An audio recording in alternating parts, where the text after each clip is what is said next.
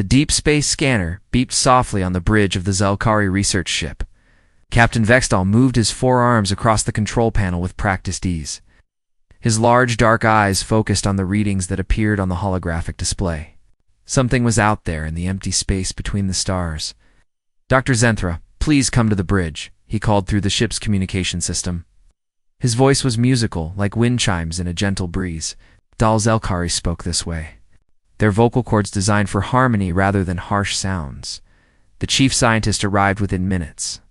She was smaller than the captain, her green chitinous plates reflecting the soft blue lights of the bridge. Her three eyes moved independently as she studied the scanner data. "It appears to be a derelict vessel," she said, her voice filled with curiosity. "The metal composition is unknown. The design is completely foreign to our databases." Captain Vextal nodded slowly. In his 40 years of space travel, he had encountered many different species. The galaxy was full of peaceful traders, explorers, and researchers like themselves.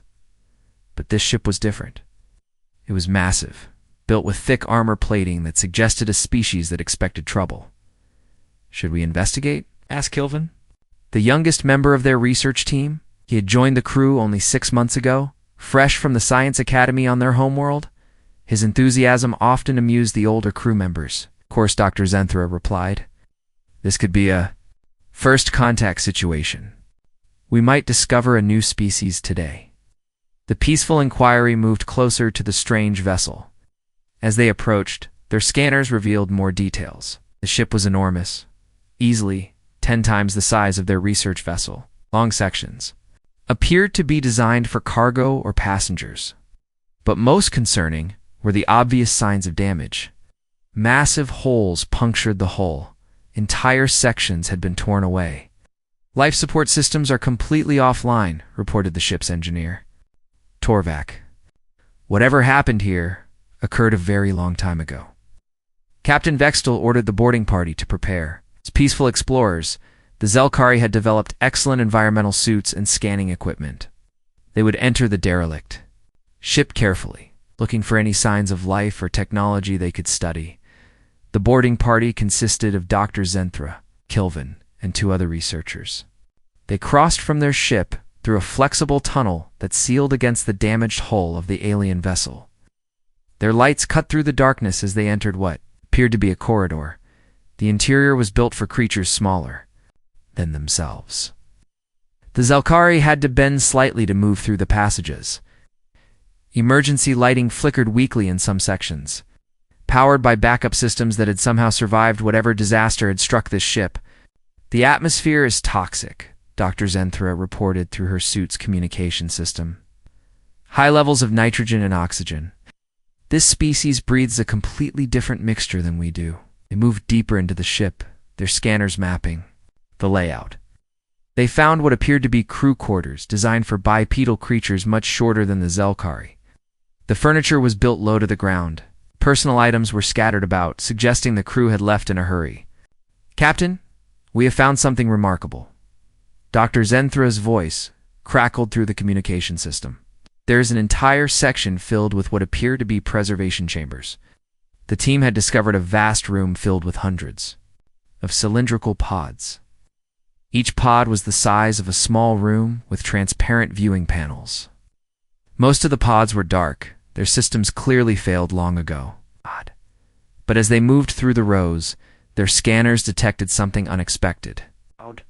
"Of them still has power," Kilvin said, his voice filled with excitement. "The life support systems are still functioning." Dr. Zenthra approached the active pod carefully. Inside, they could see a creature unlike anything in their databases. It was bipedal, as they had expected from the ship's design. But it was built much differently than they had imagined. The creature was compact, but appeared incredibly dense. Even in the preservation sleep, its muscle structure was clearly visible. "The facial features are almost predatory," Dr. Zenthra observed. Forward-facing eyes, sharp teeth visible even with the mouth closed, but the bone structure suggests high intelligence. The pod's display panels showed readings in an unknown language, but their universal translators were already working too. "Decode the symbols," Slowly, information began to appear in their own language. The creature was male, approximately 30 years old by their biological readings. The name displayed was Jake Morrison, and his occupation was listed as something their translators struggled with before settling on warrior protector. Should we revive him? Kilvin asked. We could learn so much about his species. Captain Vextala's voice came through their communication system from the bridge of their own ship. Out. What are the risks, Dr. Zenthra? The scientist ran her scanners over the pod more carefully. The preservation system is failing. If we do nothing, he will die within days. If we attempt to revive him, our medical bay should be able to support his biological needs. The atmospheric requirements are within our ship's capabilities, and the creature itself, the captain asked. Could it pose a danger to the crew? Dr. Zenthra studied the sleeping figure again. Even unconscious, there was something about the creature that suggested strength. But it was also clearly smaller than any of them. An adult Zelkari stood 7 feet tall and had 4 powerful arms. This creature appeared to be less than 6 feet in height, with only 2 arms. I believe the risk is minimal, she replied. We are clearly larger and stronger. If necessary, we could restrain the creature easily. Consider the scientific value. This could be the greatest discovery in Zelkari history. The team carefully moved the pod to their ship. It took several hours to connect their medical systems to the alien preservation chamber. Dr. Zenthra monitored every reading, making sure the revival process would not harm the creature. Finally, everything was ready. The team gathered in the medical bay as the pod began its revival sequence. Slowly, the creature's vital signs strengthened. Its breathing became deeper and more regular. After 20 minutes, its eyes opened. Jake Morrison looked up at the faces surrounding him.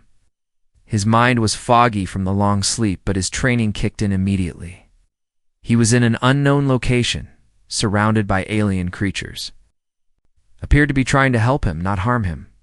Their body language seemed non-threatening, almost gentle. "Where am I?" he asked, his voice rough from the long sleep. The universal translators worked perfectly, converting his words into musical Zelkari speech, and their responses back into his language.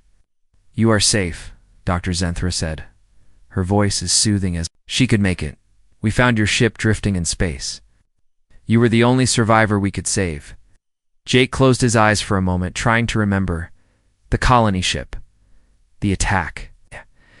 The order to get the civilians into the cryopods before the hull breach spread. He remembered climbing into his own pod as the ship's systems failed around him. "How long?" he asked quietly. "We estimate your ship has been drifting for approximately 200 of your years," Captain Vextal replied. "We are the Zelkari. We are explorers and researchers. We wish to help you." Jake looked at each of the aliens surrounding him. They seemed genuinely concerned for his welfare. Their technology was clearly advanced, and they had saved his life. He made a decision that would change everything for both species. "Thank you," he said simply. "My name is Jake Morrison. I appreciate your help." The Zelkari crew exchanged pleased glances. First contact was proceeding perfectly. They had no idea what they had just awakened. Jake Morrison sat on the edge of the medical bed, slowly flexing his fingers and toes. The long sleep had left his muscles stiff, but they were responding well. The Zelkari medical equipment hummed quietly around him, monitoring his vital signs. With gentle beeping sounds, Dr. Zenthra entered the medical bay carrying a tray of what appeared to be food. The items looked nothing like anything Jake had ever seen. There were blue cubes that smelled sweet, green liquid in a clear container, and something that looked like purple grass. "We have prepared nutrition that should be safe for your biology," she said, her musical voice filled with pride. "Our food processors analyzed your cellular structure and created these items to match your dietary needs." Jake picked up one of the blue cubes and examined it. It felt soft, like bread, but had a faint metallic shine.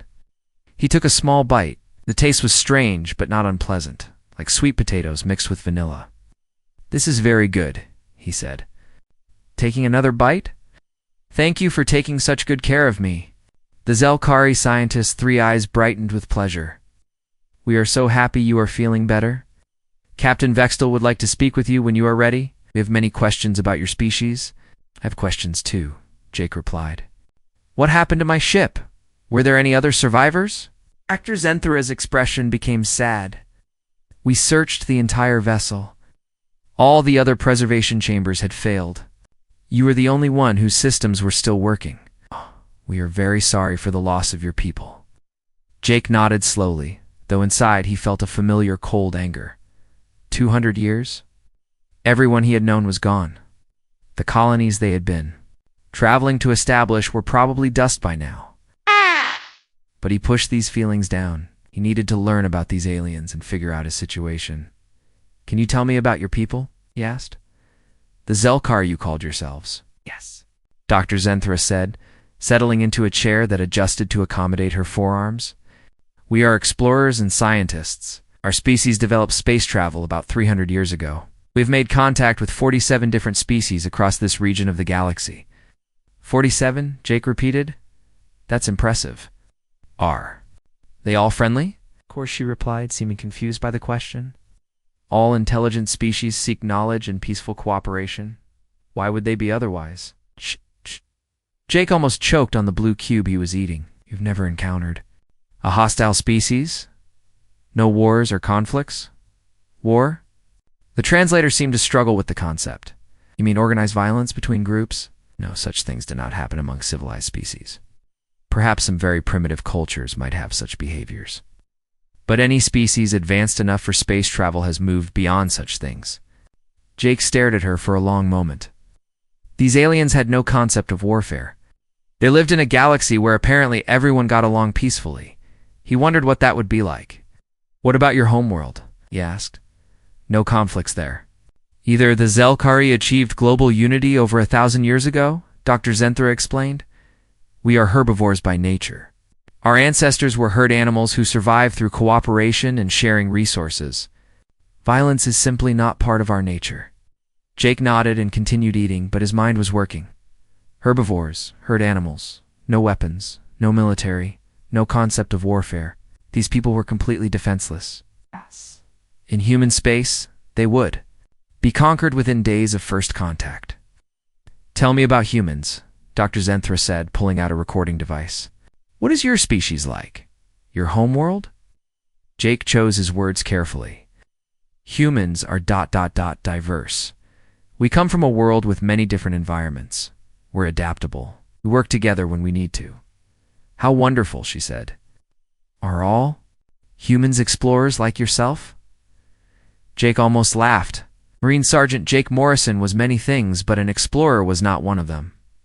Some of us explore, others have different jobs. I was a protector. I made sure people stayed safe during the journey to new worlds. A protector, Dr. Zenthra repeated, making notes. Like our ship safety officers who ensure our environmental systems work properly. Something like that, Jake agreed. It was not entirely a lie. We had been protecting the colonists, just not. From equipment failures over the next 2 days, Jake recovered his strength, while the Zelkari crew took turns visiting him.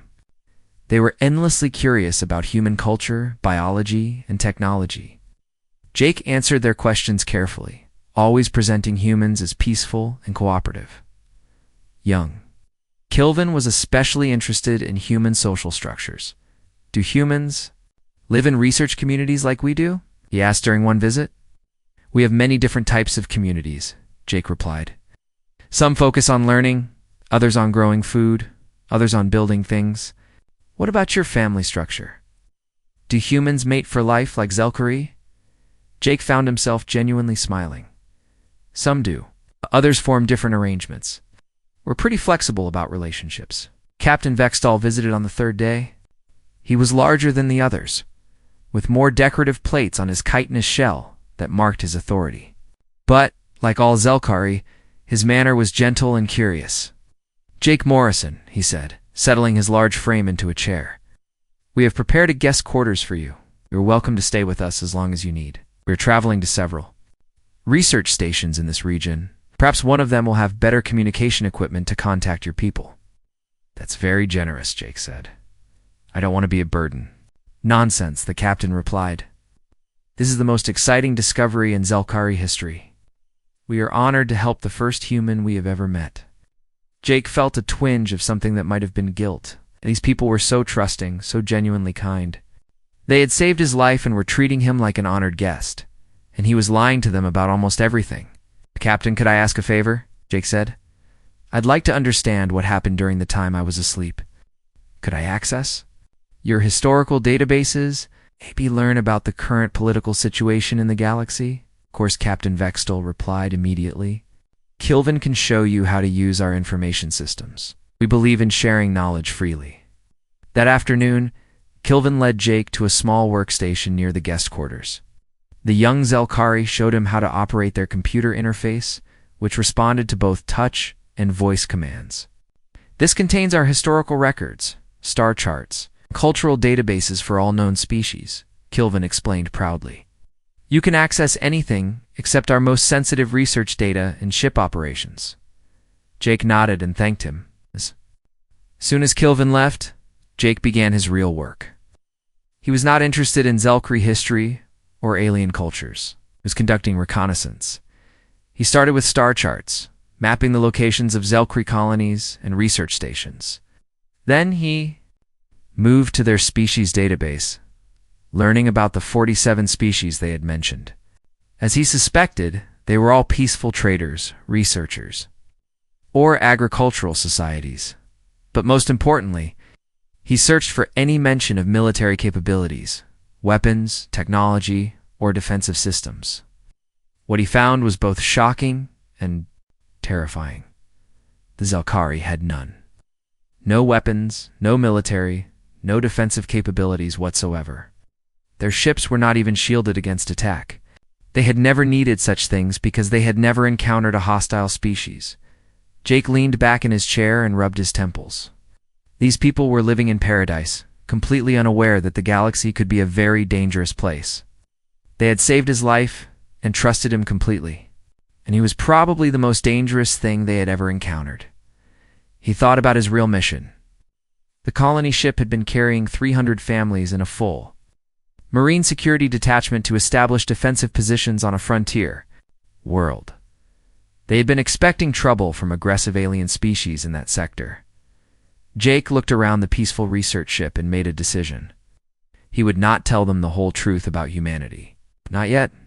These people deserved their peaceful existence. He would not be the one to destroy their innocence. But deep down, he knew that innocence would not protect them forever. In a galaxy that contained species like humans, peace was a luxury that only the strong could afford. And the Zelkari were anything but strong. Jake was walking through the ship's garden section when the alarms began. The gentle chiming sound was nothing like the harsh warning sirens he was used to from human ships. Even their emergency signals were musical and calm. He found Kilvin, tending to some blue flowering plants that grew in careful rows under artificial sunlight. The young Zelkari looked confused by the alarm sounds. "What does that mean?" Jake asked, though he already suspected the answer. In his experience, alarms usually meant trouble. "Emergency communication from the homeworld," Kilvin replied, setting down his watering tool. "It is very rare. Perhaps there has been some kind of natural disaster." They hurried to the bridge together.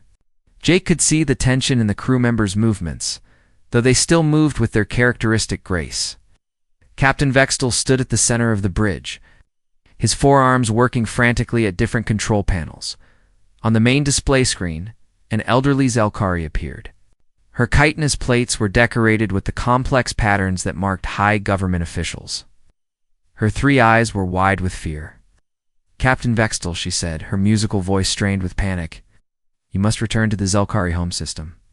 Immediately, we are under attack." The entire bridge crew froze. Jake watched their reactions with growing concern. These people had no frame of reference for military emergencies. They were like children hearing about monsters for the first time. "Under attack?" Captain Vextel repeated slowly, as if the words made no sense. "By whom? Why?" "The Harvester Alliance," the official replied. 3 of their war fleets entered our system 6 hours ago. They are demanding our complete surrender. Our orbital stations are already under their control. Jake felt his blood turn cold. He had heard of the Harvester Alliance during his military briefings. They were a confederation of aggressive species that enslaved weaker civilizations. They strip-mined entire worlds and used conquered populations as forced labor. What are our defense forces doing? Dr. Zenthra asked from her position at the science station. The government official looked confused. Defense forces? We have no such thing. You know this? The harvesters say they will begin destroying our cities if we do not surrender within 48 hours. Jake watched the Zelkari crew struggle to understand their situation. They had lived their entire lives believing that all intelligent species were peaceful. The concept of deliberate violence between civilizations was completely foreign to them. Perhaps. We can negotiate, Captain Vextel said hopefully. If we offer them trade agreements, research partnerships, cultural exchanges. They do not want to negotiate, the official replied, her voice breaking. They want slaves. They want our technology. They want our worlds. Captain, you must stay away from the home system. Find somewhere safe. Preserve what you can of our people. The communication ended, leaving the bridge in stunned silence. Jake looked around at the crew members. Some were beginning to make soft crying sounds. Others stared at the blank screen as if hoping the message had been a mistake. Do we do? Kilvin whispered. How do we fight them? We cannot fight, Captain Vextel said quietly. We have never learned how. We have no weapons, no military knowledge, no experience with violence. Jake realized that everyone was looking at him. During his time on the ship, the crew had grown. Comfortable with his presence, they seemed to be hoping that somehow this alien they had rescued might have answers. Jake, Dr. Zenthra said slowly, your species, have humans ever encountered situations like this? Jake was quiet for a long moment. He had been hiding the truth about humanity for days, presenting his species as peaceful and cooperative. But these people were about to be enslaved or killed, and they had been nothing but kind to him. Yes, he said finally. Humans have dealt with species like the harvesters. How? Captain Vextel asked. What did you do? Jake looked around the bridge at their hopeful faces. We fought them, killed them. We made them afraid to attack human worlds. The silence that followed was deafening. The Zelkari crew stared at him with expressions of shock and horror. The word killed seemed to hang in the air like poison. You ... killed other intelligent beings, Dr. Zenthra asked, her voice barely a whisper. When they tried to kill us first. Yes, Jake replied. When they attacked our colonies, enslaved our people, destroyed our worlds, we fought back. Kilvin backed away from Jake, as if he had become dangerous just by speaking these words. But violence between intelligent species is impossible. Civilized beings do not hurt each other. Jake felt a familiar anger building in his chest.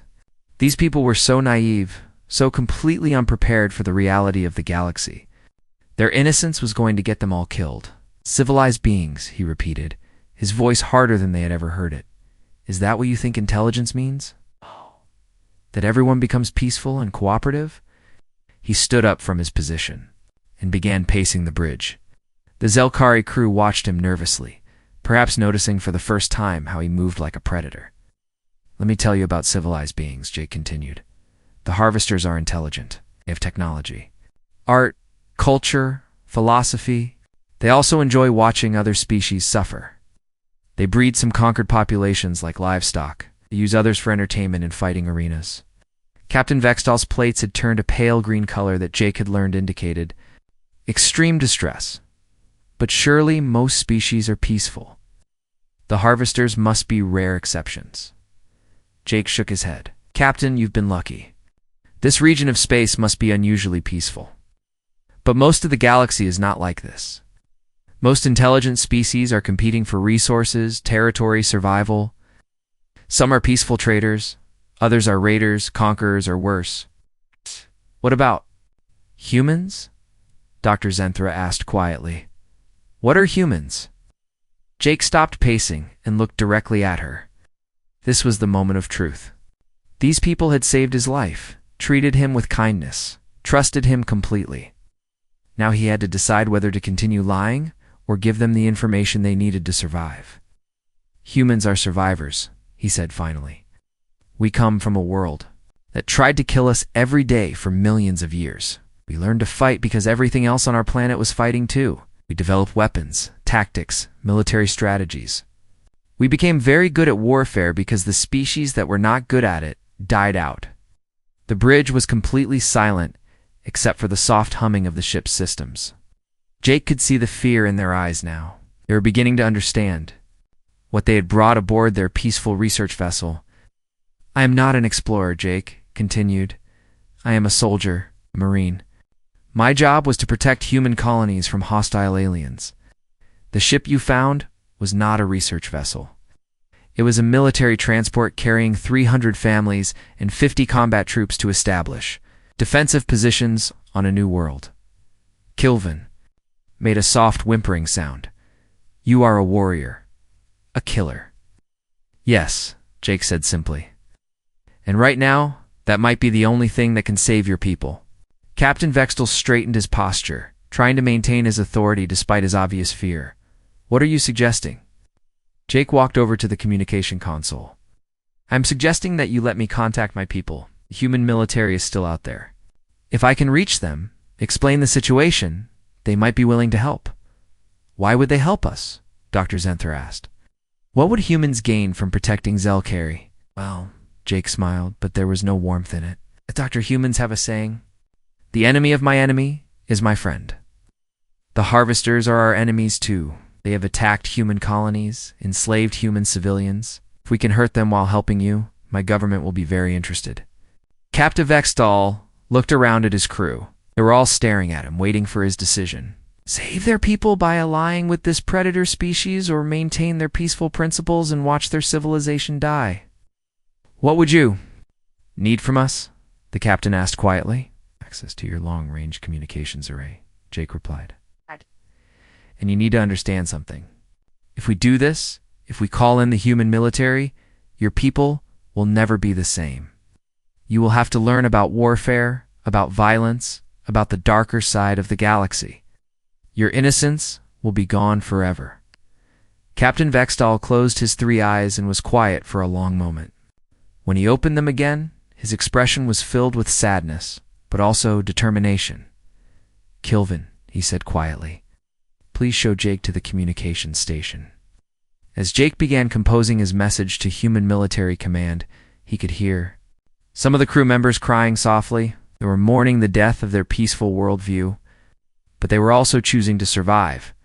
Jake began typing his tactical report. Zelkari had just learned that the universe was far more dangerous than they had ever imagined.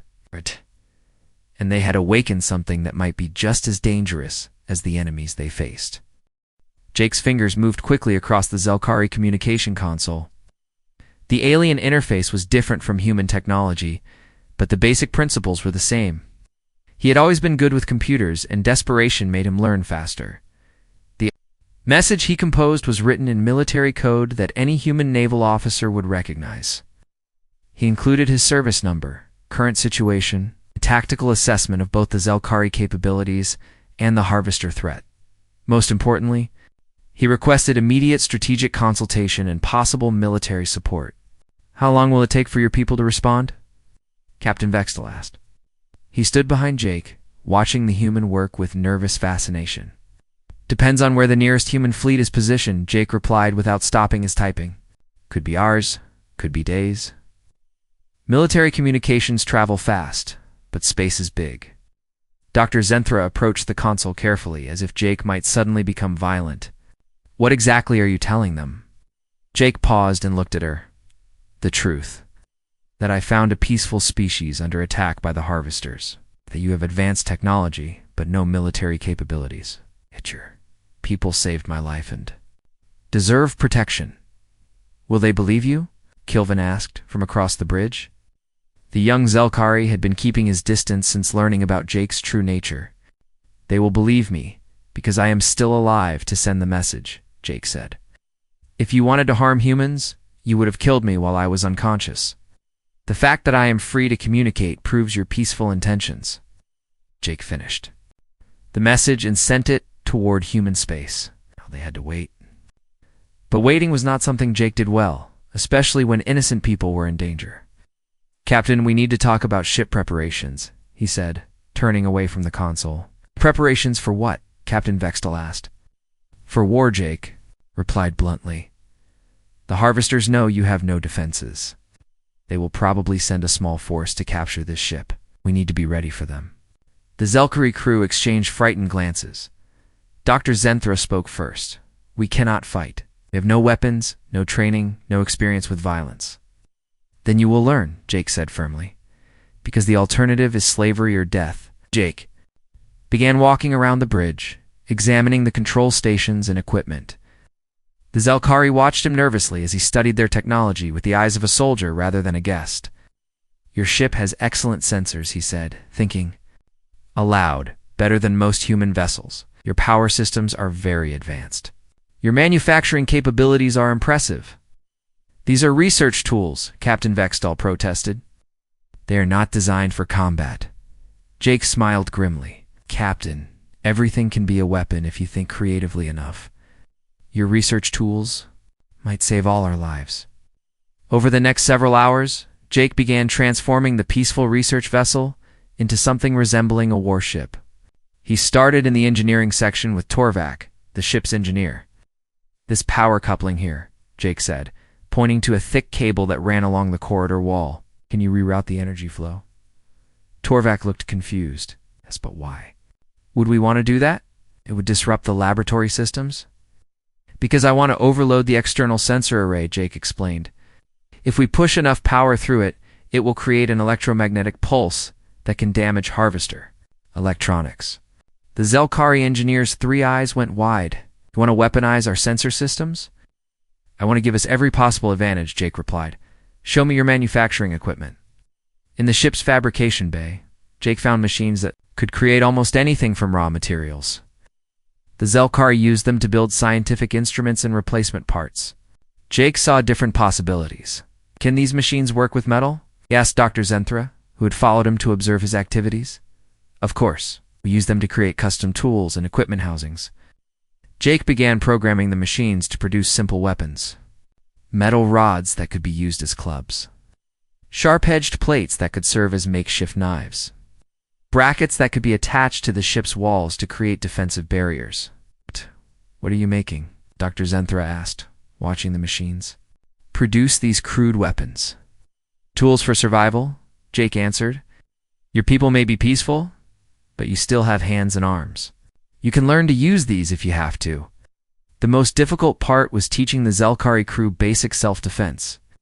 They had never experienced physical violence and found the entire concept disturbing.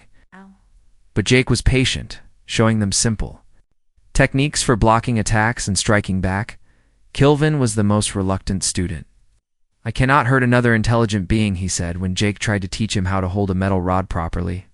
"Then you will die," Jake replied without emotion. "Ah!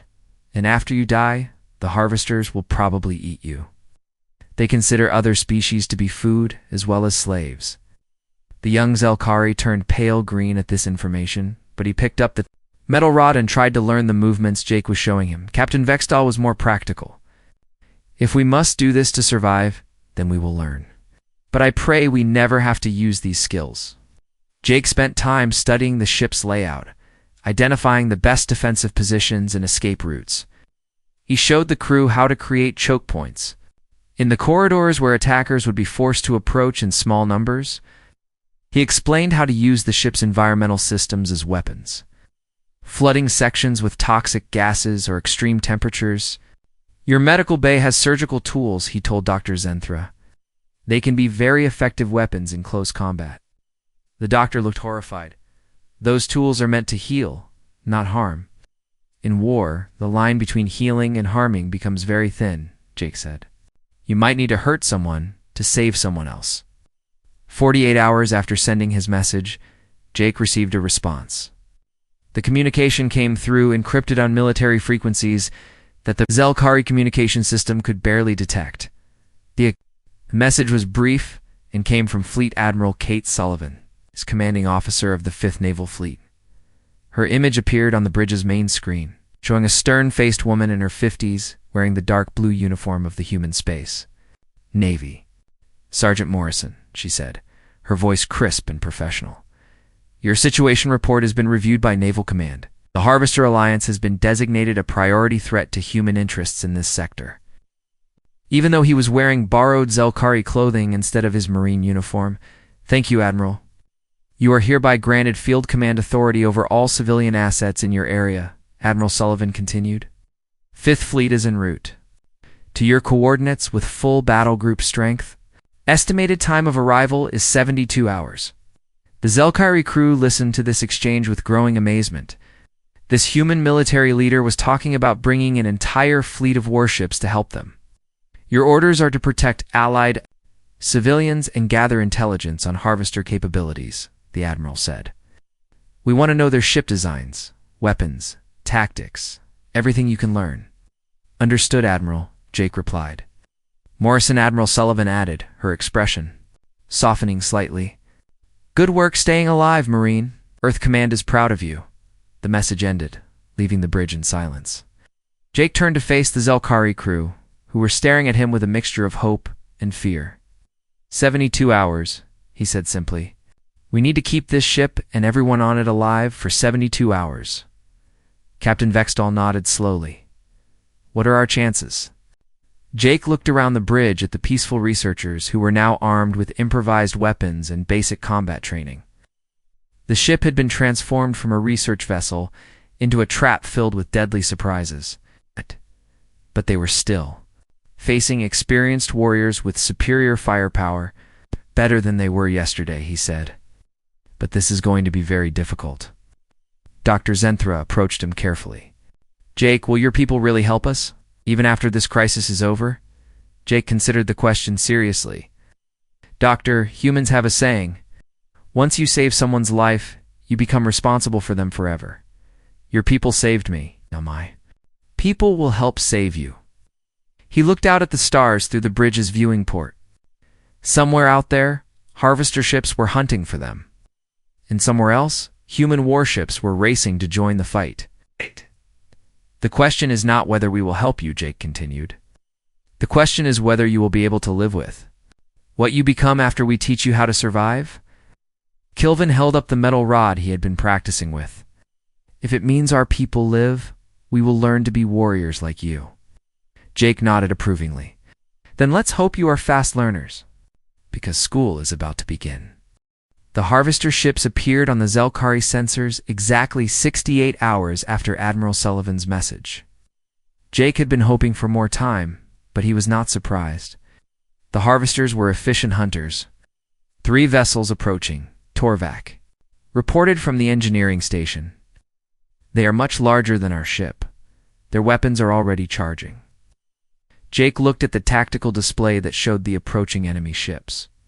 They were ugly things, built for intimidation as much as combat, sharp angles, dark metal, and weapon ports that looked like hungry mouths. "They are broadcasting a message," Captain Vextall said, his voice steady despite his fear. The main screen flickered to life, showing a harvester commander. The alien was reptilian, with scales that shifted from green to brown. Its eyes were small and cruel, and its mouth was filled with sharp teeth, designed for tearing meat. "The Zelkari vessel," the harvester said, its voice like grinding stone. "You will surrender immediately. Your ship contains valuable research data and biological specimens. Resistance will result in the death of your crew." Jake stepped forward so the harvester could see him clearly. "This is Sergeant Jake Morrison of the Human Colonial Marines. You are attacking a ship under human protection. Withdraw immediately, or face the consequences." The harvester commander looked confused for a moment, then began laughing. It was an unpleasant sound that reminded Jake of breaking glass. "Human," the alien said mockingly. "We have heard rumors about your pathetic species. Primitive warriors from a backward world. Your ship is small and weak. You have no weapons that can threaten us." Jake smiled coldly. "You are about to learn why that is a dangerous assumption." The harvester commander snarled and cut the communication. Within seconds, energy weapons began firing at the research ship. But Jake had prepared for this moment. "Now Torvak," he called out. The Zelkari engineer activated the modified sensor. A ray, the electromagnetic pulse, burst out from their ship like an invisible explosion. The nearest harvester vessel immediately began spinning out of control as its navigation systems failed. "Kilvin, deploy the debris field," Jake ordered. The young Zelkari, who had become surprisingly good at following military commands, released containers of metal scraps and research equipment from the ship's cargo bay. The debris spread out around their vessel, creating a dangerous obstacle course for the attacking ships. The second harvester ship tried to maneuver around the debris, but Jake had anticipated this. He activated the mining charges he had built using Zelkari industrial equipment. The explosions sent pieces of metal flying in all directions, damaging the hull of the second attacker. "They are launching boarding pods," Dr. Zenthra reported from her position at the sensor station. Jake had expected this too. The harvesters preferred to capture ships intact rather than destroy them. "Everyone to defensive positions. Remember your training." The Zelkari crew scattered throughout the ship, taking cover behind the barriers Jake had helped them build.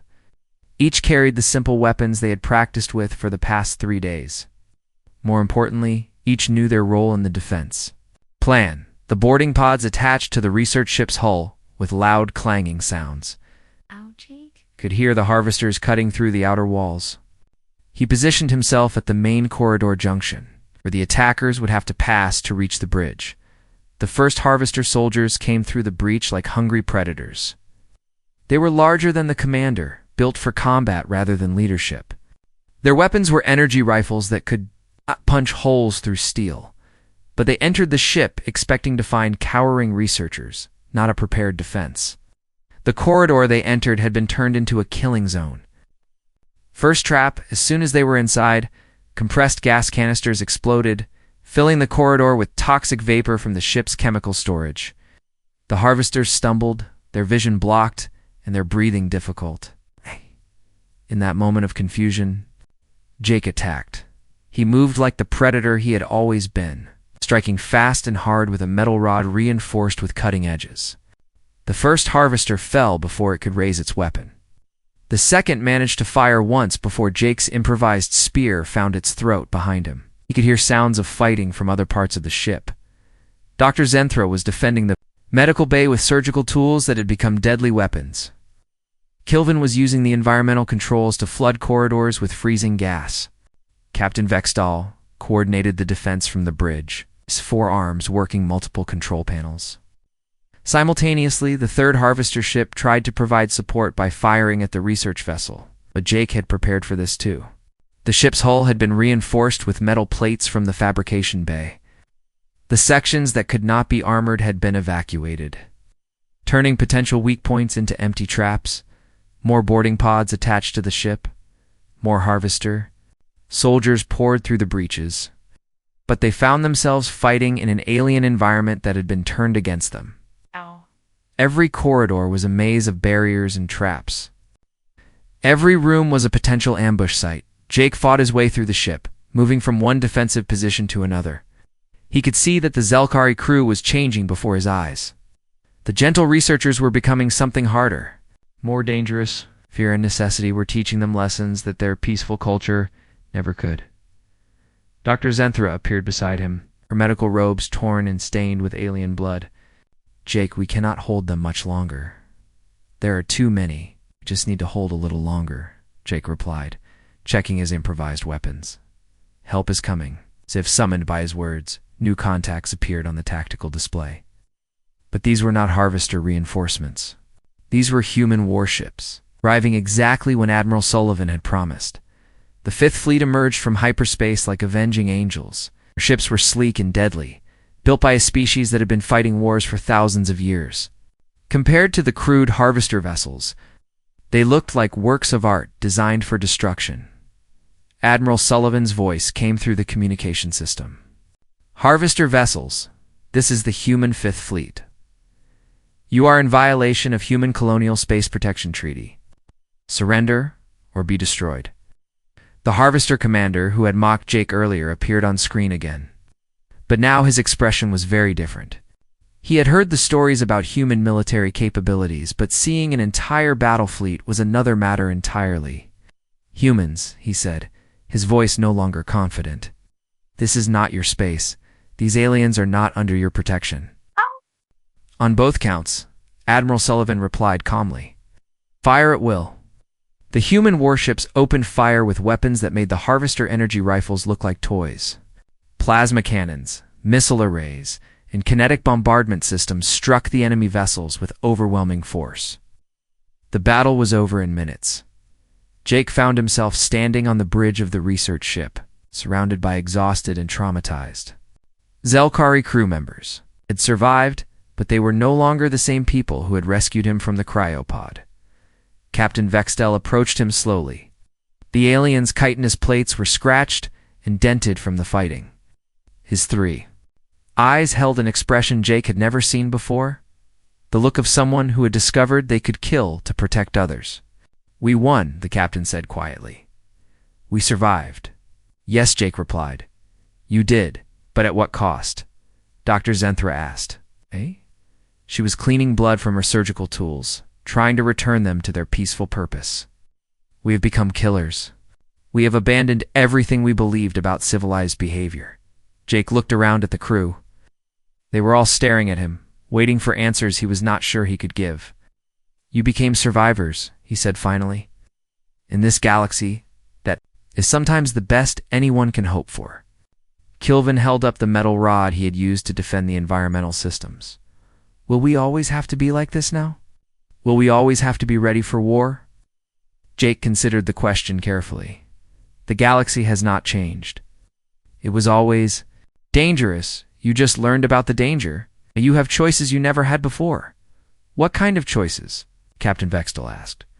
You can choose to stay innocent and hope for the best, Jake explained. Or you can choose to be strong enough to protect your innocence. Both paths have a price.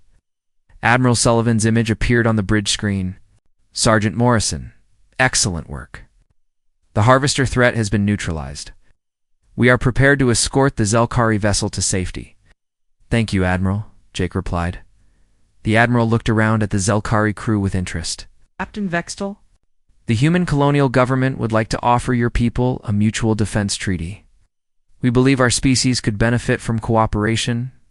Captain Vextel was quiet for a long moment, then he looked at his crew, seeing the changes that the battle had made in all of them. We will consider your offer carefully, Admiral, he said. We have learned much about the galaxy in recent days. Perhaps it is time for the Zelkari to learn even more. Jake smiled as he watched the peaceful researchers accepting their new reality.